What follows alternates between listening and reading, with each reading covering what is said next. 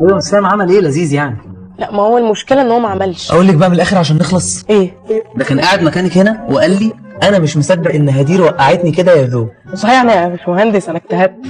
انت عارف ربنا ما يضيعش مجهود حد. انا مش قايل لك ما تاخديش عليا يا بنت انتي. انا اسفه بس انا عندي معاه مشكله وحيده، هو ما بيتكلمش الا لو نكشته، غير كده بيبقى واقف زي الحديده. بيتقل عليك يا عبيطه.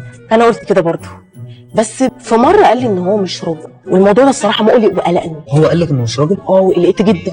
لا يا هدير، ده هو تلاقيه قصده يعني انا مش راجل يا هدير، انا مش جدع، انا مش هعرف اتحمل مسؤوليه بيت وافتح بيت، عارفه الحاجات دي. عايز يخلع يعني. يخلع؟ اقول لك بقى من الاخر عشان نخلص. ايه؟ وبيني وبينك ماشي. لذيذ بيموت فيك. ما تهزرش بقى يا جو بقى، اوعى تكون بتهزر معايا. مش حلو. تهزري انت معايا؟ انا اسفه، انا كنت حاسه برضه، انا كنت حاسه ان هو بيحبني والله العظيم.